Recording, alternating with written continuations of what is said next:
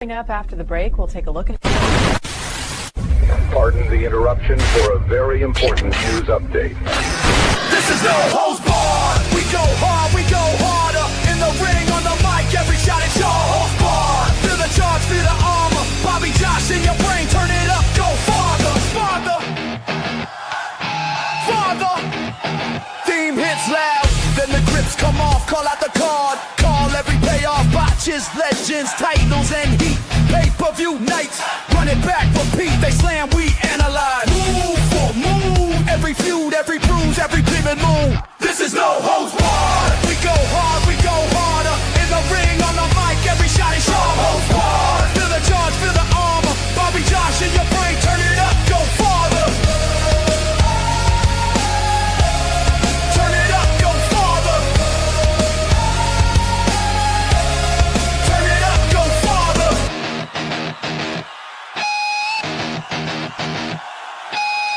No script, just true. Every jab breaks through. From the bell to the brawl. Name the show. We want it all. 1, 2, 3. This is no holds barred. We go hard, we go harder. In the ring, on the mic, every shot is no holds barred. Feel the charge, feel the armor. Bobby Josh in your brain, turn it up, go farther. Turn it up, go farther. Turn it up, go farther.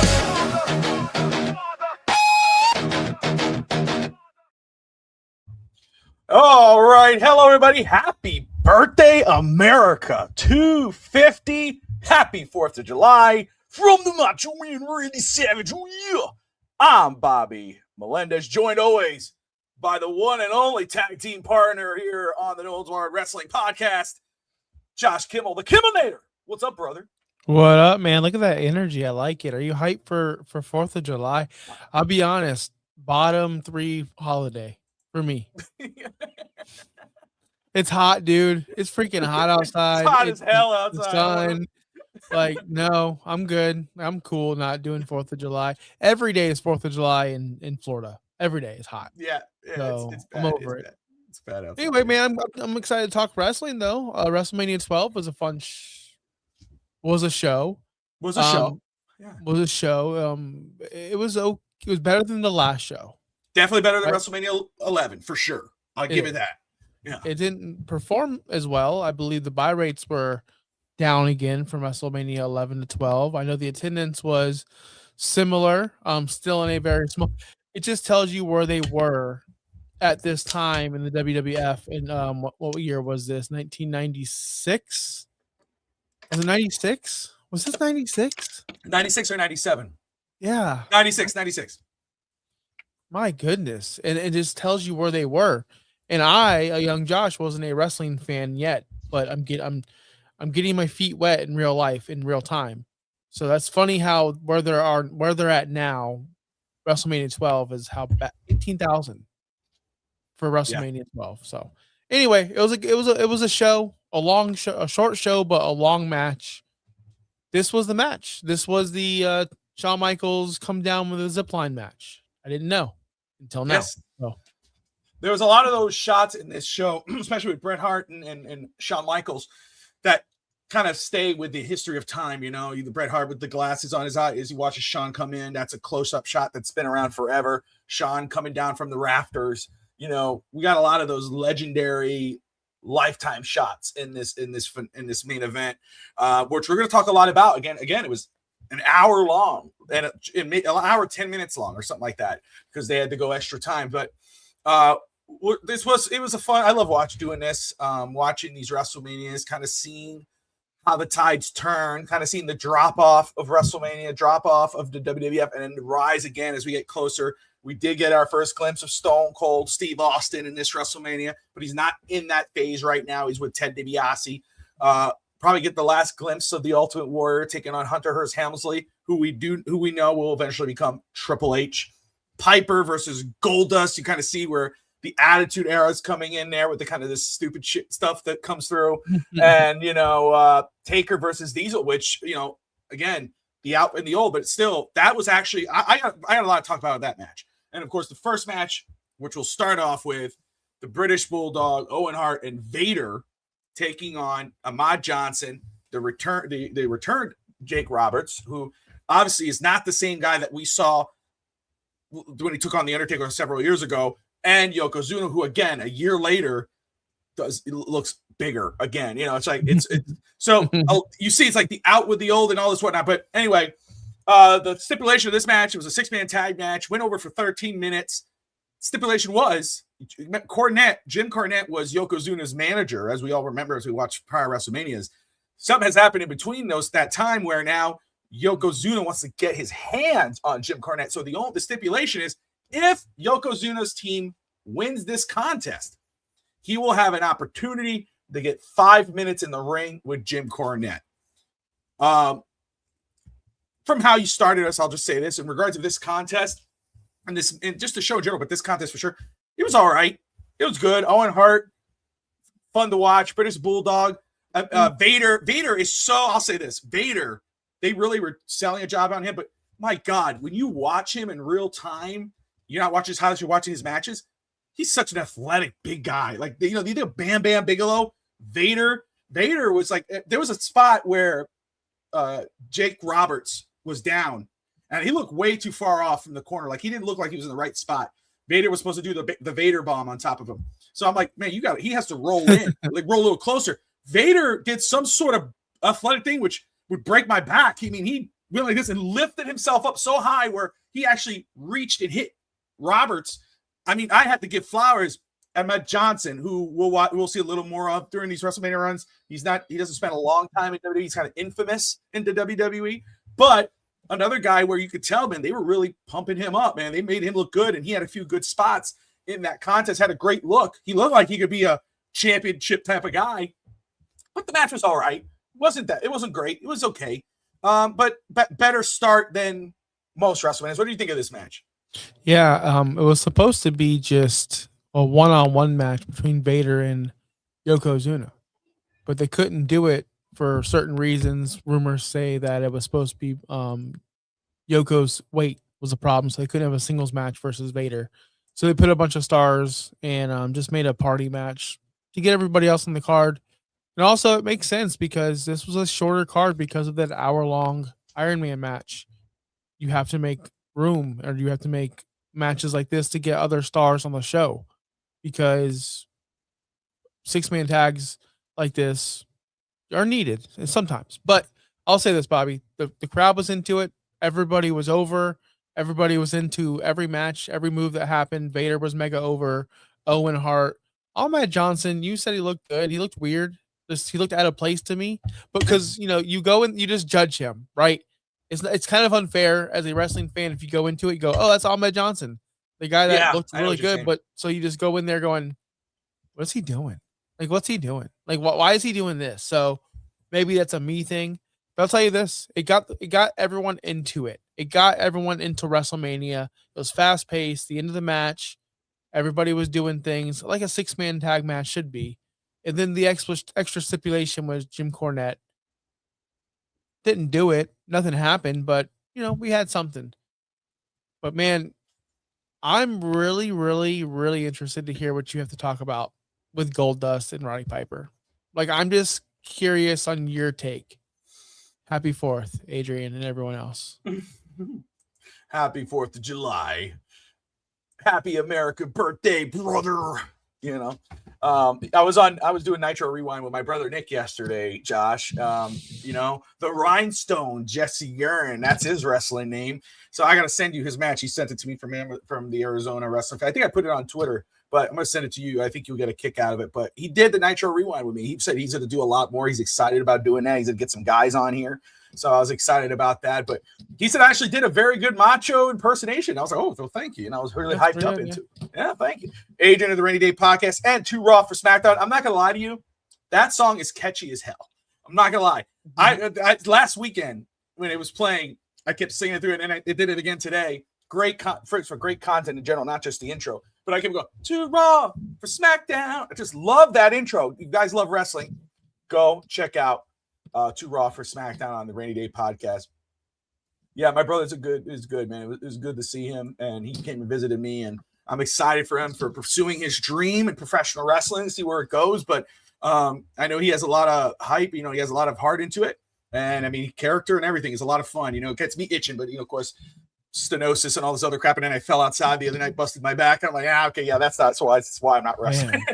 But anyway, another story for another day. Now, Roddy Piper taking on Goldust. This was the definition. It's called the Hollywood Backlot Brawl. Went around 16, almost 17 minutes. This is the definition of old school and what WWF is becoming. Hogan and Macho Man, they are in the WCW. McMahon is starting to feel the heat and the pressure. He sees those two down in the WCW. He's competitors with Ted Turner. He's starting to kind of change the tide of what his company's about to try to counter them a little bit. That's where Goldust comes in. I like that they gave like the little beforehand story. I first off, I'm happy that Piper has a match. I'm happy Piper's involved. I'm happy he's not just a stand-in, like he's been in the other two WrestleManias. Now we're getting a contest with him. And it starts off, I mean, like a backlot brawl, right? I mean, there's a bat, there's it's crazy. It's real. It's raw, doesn't go long at first. They disappear. And here comes the famous OJ tapes, and you're like, oh, this looks familiar. Does it, Vince? Does it? And they ended up cutting to the Stone Cold match, but we'll get into that in just a minute. But they cut into, and after that, Piper and Goldust get back to the arena. They get to the ring. They're bloody. They're battered, basically. They start going at it. Goldust steals a kiss from Piper. Piper freaks out. The fans kind of freak out, So he got guys in the front of the row go, kick his ass. I was laughing. He starts ripping Goldust's clothes off, his leotard, whatever you want to call it. And there he is wearing lingerie and the guys in the front row. I was just watching the guys in the front row, and they were going, "What the fuck is that?" What are we watching? And then he steals a kiss, but then Roddy Piper gets the win. I'll tell you this. Huge fan of Dustin Rhodes. I like Dustin Rhodes, and the character of Goldust broke a lot of ceilings. For a character. Which in that WrestleMania, and I understand why Dusty Rhodes, the report was that Dusty was not happy with that character. He felt like it was, wasn't the best for his son, but his son and him weren't talking at the time. I can understand where that notion comes from. But shout out for Dustin for doing that, because that made him in wrestling terms, a household. Everybody knows who Goldust is. But this was absolutely for me hey, this is what wrestling was, and this is where it's going, and. So kind of like, wow, man, but Piper was awesome. Like Piper was in shape. He was cool. He was going crazy. He was getting the crowd fired up. It's like, how is this guy like, I don't know why WWF didn't even in that stage say, hey, we need to do something with him a lot more than what he's doing, the president of the WWF, because he had that crowd fired up. And he reminded me of Dean Ambrose or John Moxley now as we know him. The fire gets fired up and goes crazy. But yeah, this was a very kind of like type of thing, but it's just the way it's because it's just so it's cringe, it was so cringe. But I understand that's what Goldust was. So it was a 16-minute match altogether. Felt shorter. Yeah, there's not much to other than what I'm saying about this match. This is the first indication of the Attitude Era at WrestleMania. This WrestleMania was heavily leaning towards the Attitude Era. Heavily. You had the women, you had Sable, you had Goldust, that character, you have Jerry the King Lawler doing his gimmick. It was heavily Attitude Era-ish, and it's gonna get there soon. So I'm excited to get there. But you're right, man. Like Piper should have been doing something more. Goldust should have been doing. Goldust just came off the Scott Hall Razor Ramon feud, if I'm not mistaken. In this, I was doing my research, and this is when Razor Ramon left for WCW. He asked for his release, or said he's leaving, and they suspended him for a drug test. At this point, that's why he was not at WrestleMania. So, Goldust going from Razor Ramon to, I don't know, some kind of hardcore off match where there was no finish. There was no finish. He just ran off naked with his girl. Yeah. But I will say this: it did get in. It made, for better or worse, it made the Stone Cold Steve Austin versus Savio Vega match a TV match, because Piper called in not once but twice during the Stone Cold match, and Vince kept on talking about Piper and the whole situation instead of Steve Austin. So it just made the Steve Austin and Savio Vega match totally meaningless. I did not care whatsoever, because you know why? WWF television told us not to care, because Piper was calling in about their fake race. So it just bugged me. That's all. Yeah. It was a distraction type of matchup. Again, like I said to my brother yesterday on the Nitro shows, which are only 45 minutes long. I mean, Nitro itself and whatever. But even though there's things you could like, you could watch the old school kind of corny. You could tell, and especially in this type of situation too, where Vince McMahon and the WWF are trying to figure out how to move past what WWF was with the Macho Man and Hogan and those guys to where they were going. It looked like they were trying to figure out as it went along. So that's what that match felt like. I mean, they were like, let's test this out. Okay, we have that stock footage of O.J. Simpson running away from the cops. Let's throw that in there. Everybody sees the right Bronco. Let it, like, oh my God, this is going, oh, they're heading here. They're here. They're at the state. They're at the arena. And they took away, as you said, Stone Cold's match from Savio, which actually was not a bad match. It was 10 minutes long, but that wasn't a bad match. Vega, a Puerto Rican legend, and Stone Cold Steve Austin, who becomes one of the greatest, if not the greatest of all time in WWF. The next pillar of the WWF, we always talk about the four pillars, right? The four guys that lead the charge was Hogan, Austin, Cena, Reigns, however you want to put it. Those are those guys. So Austin's not in that stage yet, but it wasn't a bad match. I didn't really get to see the finish. Did he lock in the $1 Million Dream? Yeah, he just choked him out. Gotcha. He just choked him out. I thought that's what it was. I missed that part of the match towards the end, but I thought it wasn't a bad match. It was 10 minutes long. Like you said, it was overshadowed by the Roddy Piper Goldust contest because that was still going on in the background. But but wasn't bad. Again, Savio Vega, I know, he's the pride of Puerto Rico for a lot of wrestling fans down there, and obviously Austin. So it's really cool to see, because now you know where it's going. Because Stone Cold is, we don't know Stone Cold too much as the $1 Million, guy. We know him as Stone Cold Steve Austin, which we know we're going to get at WrestleMania 13. What's just cool about that match is, again, you're just seeing, you know what's coming. This is the future of the WWF right here. Mm-hmm. And the next one is the same way. Again, the past meets the present. Goldust and Piper, the past meets the present. Warrior versus Triple H, or Hunter Hearst Helmsley, past versus present. Hunter Helmsley comes out. He's with Sable. He's dun, dun, dun, dun, dun, whatever music he comes out with. Warrior comes out. I mean, they really did him up. I mean, they gave him a champion's entrance. This is a legend. This is one of the former world champions. The whole, the whole face paint light up thing, the music, the fireworks. I mean, it looked like a grand slam. Like, this should be main event type of situation here, because you're making him look like a big deal. And he goes in the ring, and I'll tell you what, I don't hate it in regards to how it started. If I'm Hunter Hearst Helmsley, that's what I'm doing too. I'm not waiting for him to be done. I'm going to start at him real quick. And he does. He gets on him real quick. Early, Warrior's trying to figure it out. He's trying to take his jags, doing the, having a seizure in the ring, and they're going at it, and hits the pedigree with the infamous pedigree of Hunter Hearst Helmsley on Warrior, who does not sell it, not one hound, not one bit.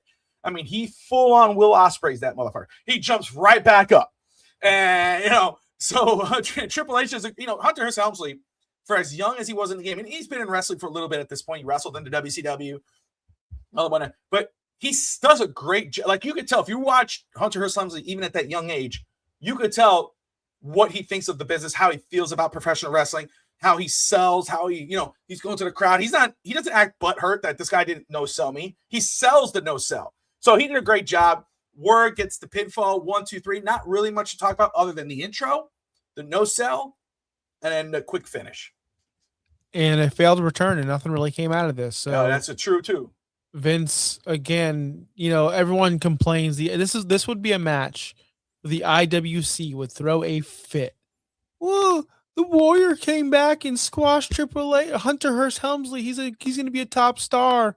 He's a good wrestler. Why are we bringing these old stars back to guys? It was happening in 1996. It happened in 2006. It happened in 2016. It happened in 2020. It's always going to happen in professional wrestling because guess what? The biggest pop of the night was Warrior's entrance. People popped. It's true. It's true. I'm glad you brought that up because that's the absolute fact. Because the IWC, right? We all know we're like, oh, Triple H, right? Or the guy's the future. Why are we going to put him on a WrestleMania card? Why are we going to put Warrior there? Put someone else on there. Where's 1, 2, 3 Kid? Why is Razor Ramon on the bench? Blah, blah, blah. Why are we putting this guy on the spot? Just watch the beginning and the end.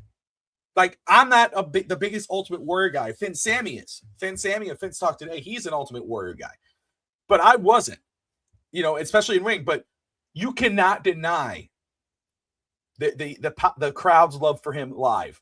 Like we talked about it. It goes with like Goldberg, right? Josh, IWC, Goldberg is like, oh my gosh, Goldberg. But there's no denying at a live event, Goldberg's music hits, that crowd's going to pop. It's the power of the pop. It's the power of the superstardom. That's what Ultimate Warrior was. It's the same thing. Watch the ending. When he beats Triple H, Hunter Hearst Helmsley, the crowd pops again. So you're right. But that's probably the argument for rather than against why some of the older guys still have spots on these cards because the fans, especially at home, still love them. Let's see here. IWC, a bunch of nutless man girls. Ooh, yeah, brother, I love it. Freaking little mama's boys. Intro lasted longer than the match. It did. It did. Now we get to the 5th match on the card. Technically, because there was other matches, but they didn't show it. I didn't see it on Netflix. You had the Nacho Man versus the Huckster. That didn't show up on there. I thought that was on the pre-show. Was it? I thought it was on the regular show. I also think they showed it, but maybe it was the pre-show. Either way, because I was like, I know this match is on here, but they may have just cut it out, like they did the Piper one a little time back. Anyway, the Undertaker with Paul Bearer taking on Big Daddy Cool Diesel in about a 16 minute match. I'm going to tell you, at least for the first 12 WrestleManias, we, from, I'm forgetting the Giant's name right now. Giant Gonzalez, King Kong Bundy, Jake Snake was okay, but I think Diesel may have been up at this point Undertaker's best opponent. These two put on a really decent match for two big guys, and Taker was actually a lot more loose than he's usually been. He's not the same old stiff Taker. No, he's doing crazy stuff for a big guy. And I've got to give it to Diesel, Kevin Nash. He did really well with it too. I mean, and he worked with Taker. First off, the choke slam itself came off really well. I was like, I want to see how much airtime came, and I specifically made sure I want to look. And hey, you know what? Kevin Nash did one hell of a job going up for Taker, and then of course the tombstone right after. But this was a match, honestly, that I really enjoyed. I think up to this point, Josh, this was Undertaker's best WrestleMania match, best WrestleMania opponent. Like if Diesel didn't leave after this WrestleMania, which I think this is the WrestleMania, this is his final WrestleMania. If he didn't, these two could have gone again and again, and it would have been a great story because they were so good. And, I will say, though, you can't really, the writing would have been on the wall if you're smart enough to know, and you're looking and you see him hit the jackknife powerbomb on Taker, and instead of pinning him, he's kind of, this is what we're talking, this is the dead man. Like, yeah, give him all the time in the world, brother. Let him breathe. Go for the pin. What are you doing? He doesn't go for the pin. But, of course, Taker gets up, and Nash is just like, okay, whatever. Like, you're starting to see Big Daddy Cool Diesel. You're starting to see Big Sexy Kevin Nash, and when he's kind of like mocking what the hell's going on in the ring. He brings that to the WCW. So that was neat. I'm going to be honest. I don't know how you feel about this match. I know how you feel a little bit about Diesel, but I think Diesel was Taker's best opponent up to this point. I think this was one of my better matches on the card, other than obviously the main event. I enjoyed this one, man. Yeah, this was the only time so far to this point Undertaker has felt special. Oh, I like that. I like that. Like it finally felt the match was meaningful. It wasn't some old guy. It wasn't some jobber. It wasn't some just big, large guy. I mean, he was large, but Diesel was the champion. Diesel was a main eventer. There's a reason. There's a story behind it. Diesel cost Undertaker the championship at the Royal Rumble by interfering in the Bret versus Taker match. Like things happened for us to get here. Diesel, you're right. He was playing cool even in the pre-match promo. "Oh, I'm not scared. I'm cool, man. Like nothing's gonna bug me. Then I'll come after you, Shawn." Like he's just so cool. And you're right. Taker hit a nice tombstone.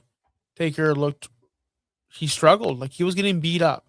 Taker was getting he was getting his ass handed to him, and he had to come up with that babyface return, which he did. And yeah, I loved it. But I'll say this. I'm glad Diesel's gone. I'm glad these other guys are gone.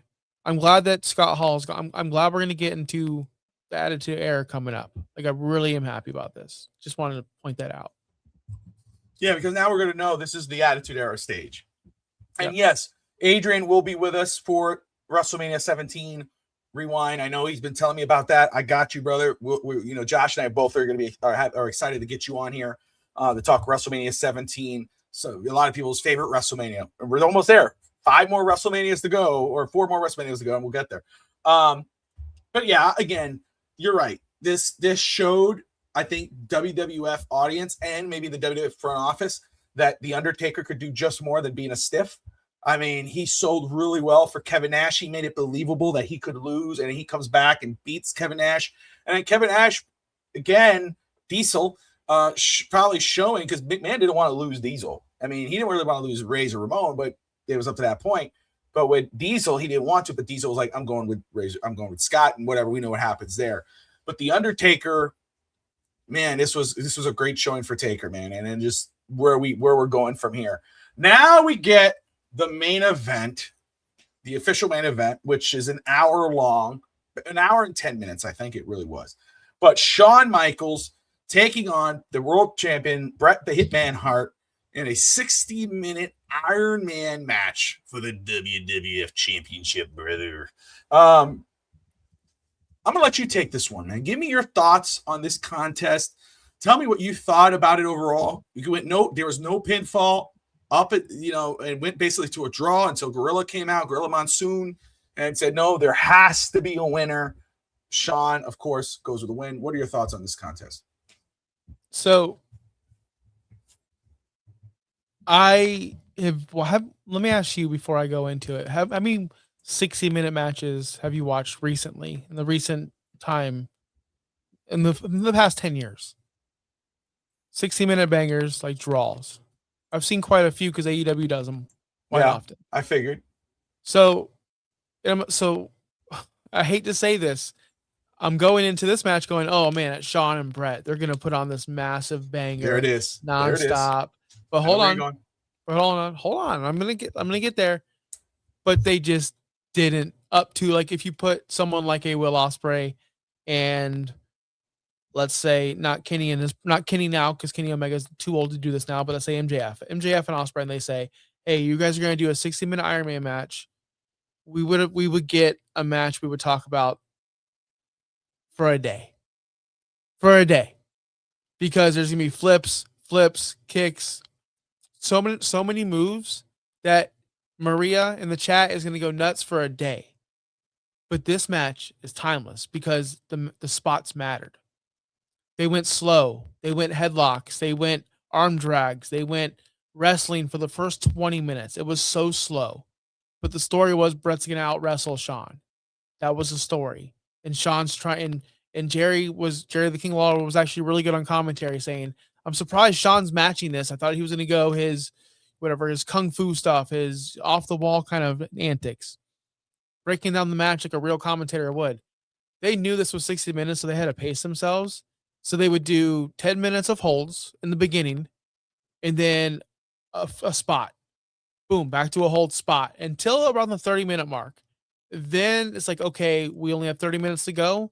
Now we're just going to go. And that's when things heated up. And it kind of made sense because this is the first ever Iron Man match. We've had many since, but this is the first one. So how would Shawn and Bret know how to even map this out for an hour? So it's unfair for us to go, well, Ospreay and MJF can go for an hour and they can go nonstop, and it's going to be flips, kick out. They've seen how many Iron matches mapped out before. This is the first one, which makes it even more impressive that this is still one of the most talked about ones. Don't like the overtime rule. I'll just say that. Don't like overtime. Don't like it. I wish they didn't do it, but it makes sense. I wish you would have just had Shawn win. No overtime. That's it. But hey, babyface versus babyface. They were heavily over going for Shawn. The boyhood dream. That's what this match was for. 10 out of 10. Like this it's kept my attention for an hour. I didn't look at my phone once, which is hard for me to do. Didn't look at my phone. I was interested in this match because when things happened, they happened. We didn't see the sharpshooter until about 59 minutes and 30 seconds into the match. 30 seconds left. There was 30 seconds left before we hit the sharpshooter. That's incredible. If we would have got this today, we would have got a hidden blade by Ospreay within minute one. Mm-hmm. Yep. 100%. Yep. I'm glad you brought that up. Because when I got to this match, you know, we all know about Shawn Michaels and Bret Hart. We know their history, but also we know their chemistry. So I was ready to go. I was like, okay, it's 60 minutes. Their job is to keep my attention for 60 minutes. And I'm going to be very honest with you. They did. I had no intention of them I had no intention for them to keep my attention. Like you, right? My phone was there. I was there to do some other stuff, but I couldn't look.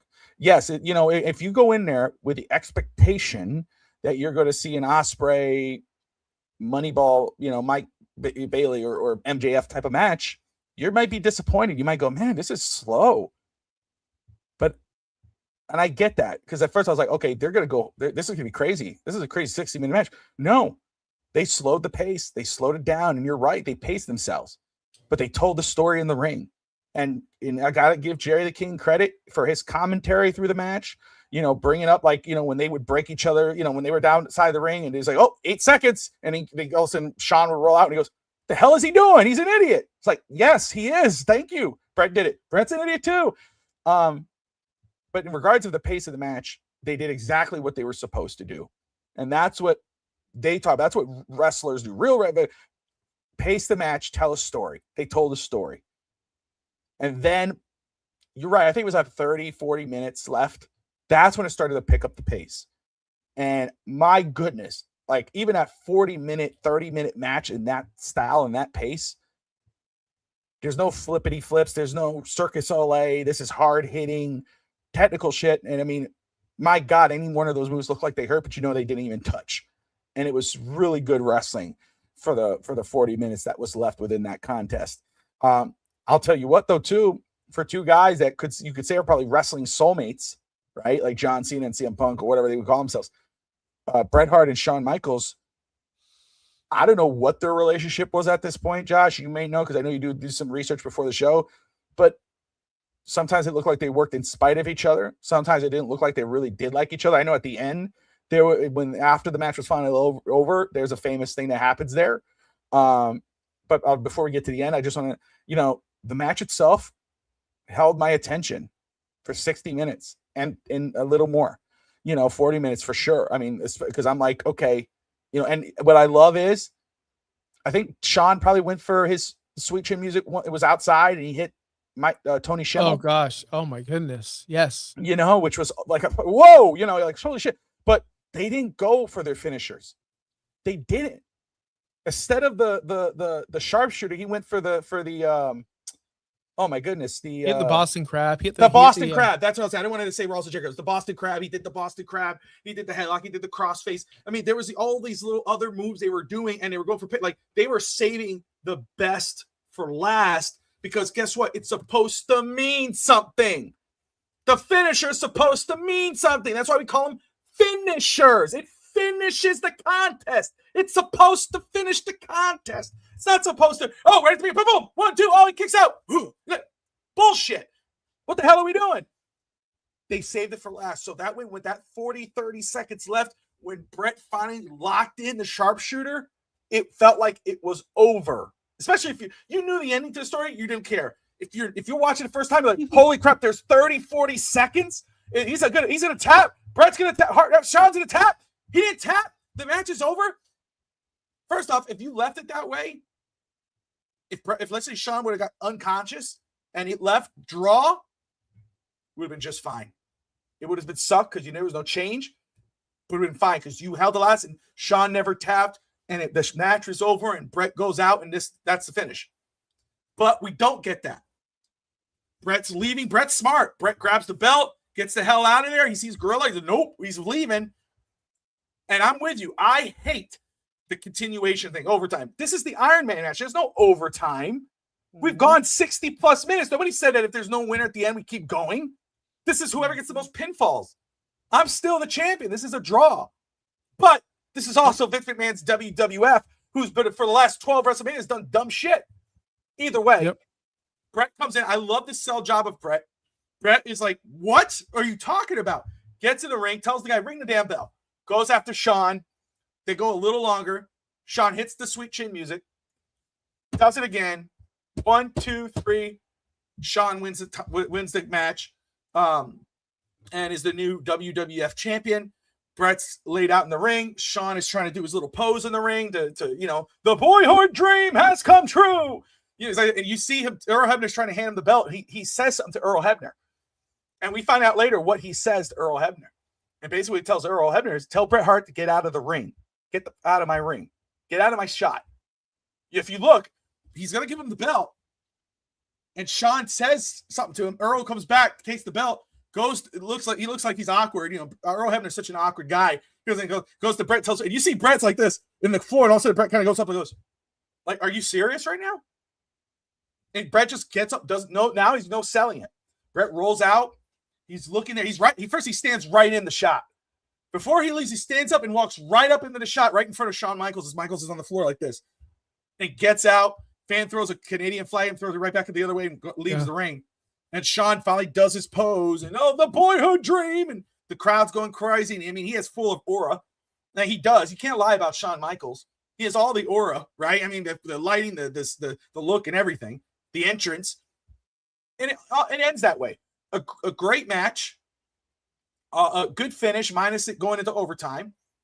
But again, like I could cut the tension with a hot butter knife on butter. I mean, those two, I don't know if they didn't like each other at that point, but it didn't seem like it. And maybe it started on that night, especially at that point where he says, tell him to get the fuck out of the ring in front of his son and his dad. But either way, the right call, right? Shawn should go over in that match, and because it looked a lot better than Bret going over. I didn't know that I didn't know that story. So it's funny you mentioned that because I'm sitting there watching the WrestleMania match today, and I see Shawn say something to Earl, and I see Earl go to the old dude, the trainer, whoever that dude was, right? I forgot his name. Sorry, I apologize. And then the trainer jumped out of the ring, and then Earl gave Shawn the belt back. I'm going, did Shawn just tell his trainer to get the F out of the ring? Because that's exactly what I saw. And I saw Bret just get up and walk out, like you mentioned. So I'm like, did Bret just get offended that Shawn told his trainer to get the F out of the ring? Because that's what it looked like to me. So that's, I kind of know. I guess he was telling him tell Bret to get out of the ring. But the trainer dude got told to get out of the ring too. I think that's right. Yeah, I think that's right. He told his trainer. I was like, dude, Shawn's the worst. And I hear these stories in this time frame of Shawn, and he's one of the worst humans in the world. And that's just what I hear. And it is like it doesn't make, I'll say that it doesn't make him winning the title like less happy for, like, I liked it still. It was still good. It was a great moment, great wrestling moment, but still, what a jerk. Yeah, what a jerk. I think this was a time where that really sold Bret on being like, he's a jerk. I can't stand him. I did my job. I'm leaving. And I think Bret at that point didn't give a shit. Bret was doing his job. He was selling. He just got kicked in the face with his finish. He's staying there, Shawn.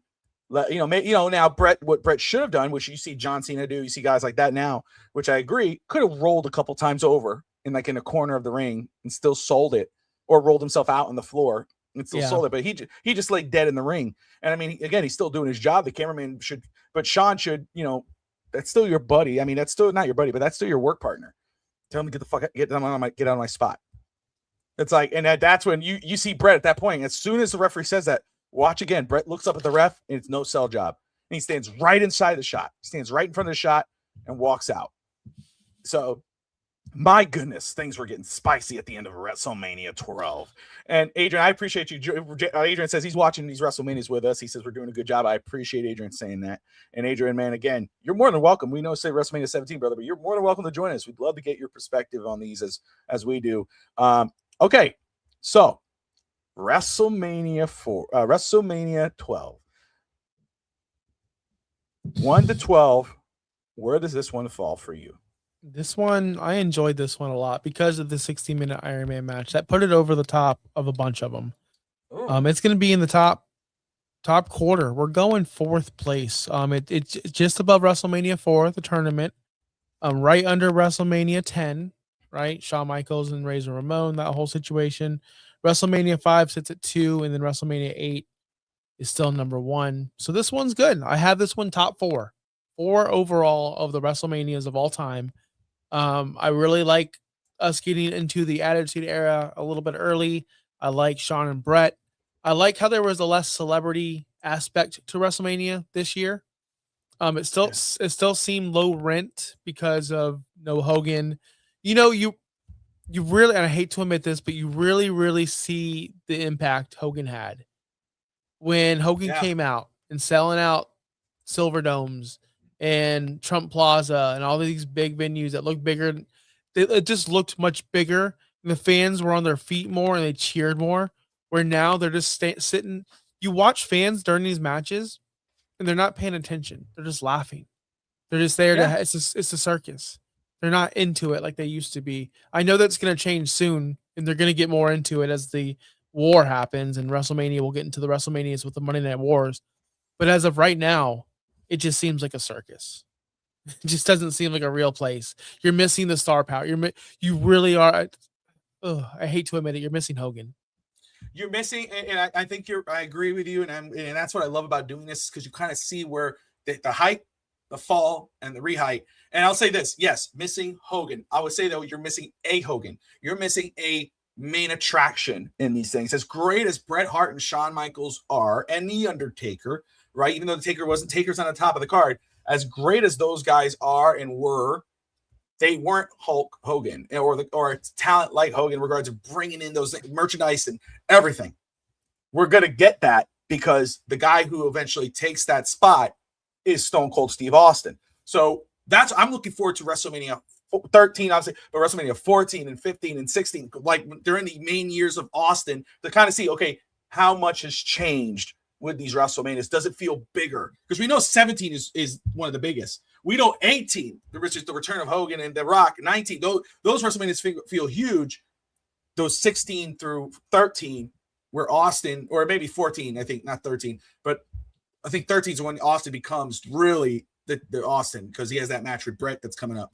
But 14 and on, that's when we're going to say, okay, did it feel like WrestleMania 1 through 8 or 1 through 9? Right? Because now that we've seen them all, we see the height, then we see the drop off. So I think, missing Hogan, sure, but missing a Hogan is the main thing for you.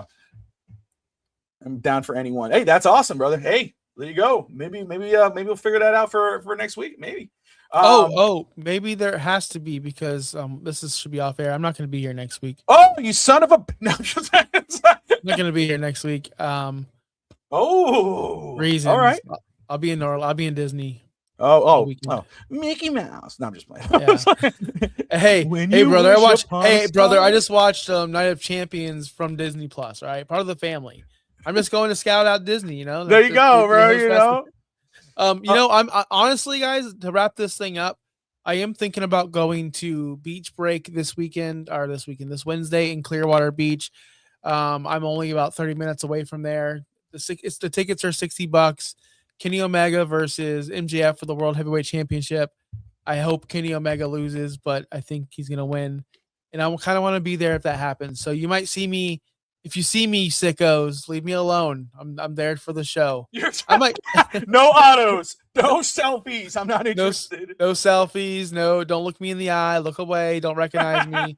But no, you might see me in Clearwater Beach, brother, at Beach Break with all you sickos. So wanted to throw that out there. There you go. I will say too, let's see, Taker versus Nash was the best match of the night. There you go, Maria. I like that. And, I'll tell you again, I was pleasantly surprised with how good that match was. So I think you're on point. I think you could say that if you believe it. And Adrian, maybe Adrian, if we don't, I would love to do WrestleMania 13 with Josh. Maybe we'll figure it out. But either way, Adrian, if not, then maybe you can join us, or me and you could do it. Maybe, I don't know. We'll see. But I'll reach out once I talk to Josh a little more here. Justin Toner in the house. What's up, Justin? Great to see you, my man. Maria says Kenny Omega is winning the championship. If he loses, he can no longer challenge for the title. Is that the stipulation, if I remember? That's the stipulation, just like Cody, just like Hanger. Cody, Jesus Christ, Cody. They brought Cody up, yeah. They brought him up on television, yeah. Did they really? Okay. So I'm always down to join Mania Rewind if I'm there. Justin Toner too. Look at that. Oh my goodness. Oh man, we're gonna have a fatal 4-way up in here. But talking about AEW, I just want to say, I said this yesterday on Nitro Rewind. I sent Josh a text because I was proud of myself. I knew it was late, but the old man was up. He texted back right away. But I texted him and I'm like, I'm actually watching Forbidden Door. I had it on. I watched most of Forbidden Door. I don't, John Moxley and was it Omega versus oh my gosh, who's that blonde dude he was fighting? Omega versus Zack Sabre Jr. Sabre, yeah, I saw that. I saw Moxley match. I enjoyed. The kids watched that. And I'll tell you, I'll give it to do. I didn't get to see the first half of it. Saw the second to the end of it. The second half to the end of it was the main event, which is the cage. Basically, it felt like a War Games Hell in the Cell type of thing there they had going on. Team MJF taking on Team Briscoe, and Andrade betrayed MJF. But it was entertaining. Good little spots here and there. So, yeah, I'm proud of myself. I watched a little bit of AEW. I was like, all right. I saw Ospreay. I went, I turned it off. I went, no, I'm good. No, I'm just playing. But anyway, Josh, you're my go. Oh, ain't that sweet? Bendito. Ay, bendito. Very nice. Anyway, go ahead, Josh. I just want to say, yeah, AEW is heating up. Check me out every single Friday. I was live this Friday. Yesterday at noon, I talked about how this was the best Dynamite show on July 1st. I have seen it in over 2 years. Dynamite was spectacular this week. No, I don't just go on every Friday and trash Dynamite. I give you what I really think about it, and I thought this show was phenomenal. So if you want to see more Dynamite talk, Friday afternoon on the No Holds Barred Wrestling channel only, exclusively there, nowhere else but the No Holds Barred Wrestling channel, every single Friday at noon. And I saw you went live at 2. I saw you had a show scheduled. I did. Yes, that's right. So first off, for the No Holds Barred Wrestling, there's over 120 people watching live on all platforms. We appreciate you guys joining us. For those watching now and watching afterwards, this is WrestleMania Rewind. We've done WrestleMania 12. Again, we have the No Holds Barred Wrestling channel where you get this show right here, a No Holds Barred Wrestling podcast. You catch FTSN and the No Holds Barred Wrestling channel. So subscribe. But if you want to see our other wrestling content, we got some great stuff brewing back there for that channel. Check out a special Dynamite Rewind on Fridays, and of course the Nitro Rewind right now. And that was with me and my brother Nick. We usually want to try to do that on Mondays, but Nick, whenever he's available, or I can just do it by myself. But check those out; those are exclusive to the No Holds Barred Wrestling channel. We got a new channel intro, which is really cool. Shout out to Finn's Post Productions if you have not seen that yet. It gets you hyped. It makes me want to do more wrestling content, and Just make sure you go check that out. Should Cody win back the WWE Championship? Maria, I'm on a high, and you're going to try to bring me down low. No. Should he? I think I enjoy Josh more than anyone. Adrian, oh, look at that. Should Cody win back the WWE Championship? No. No, he should not. But anyway, we may do a show on that, but no, I don't. I hope not. I don't think CM Punk and Cody need a title match. I think Cody should stay as far away from the title for now. Not taking anything away from Cody, but no, don't go back. I got it booked, guys. I know we should do it. That should be a short. Yeah, I know. Yeah. But here's the. I'll give you the skinny. CM Punk's winning Money in the Bank in October, and Cody is somehow going to win the title back, and it's going to be CM Punk versus Cody. CM Punk's cashing in the title. It's going to be CM Punk versus Cody at WrestleMania for the title. Because he has Money in the Bank. Because what'd he say? You never know when an opportunity is going to fall from the sky. What's in the sky? Money in the Bank. It's going to happen, people. It's going to be Cody and CM Punk. And this is just a small little, people compare it to Darby. No, it's not Darby. this is a real story, and Sammy's going to get a run up until the Royal Rumble. That's probably when Cody's going to take it back. There you go. There you go. Anyway, that's Josh Kimmel. I'm Bobby Meléndez. Guys, do not forget to hit elbow drop that like and subscribe button here on FTSN, the Finstock Sports Network, and of course the No Holds Barred Wrestling channel, which you could catch the No Holds Barred Wrestling podcast, Real Talk Wrestling as well on Thursday nights, Dynamite Rewind, Nitro Rewind, and all the great professional wrestling content here on the No Holds Barred Wrestling channel and FTSN. We appreciate you all tuning in. Like and subscribe, and happy 4th of July. Yeah, dig it, brother.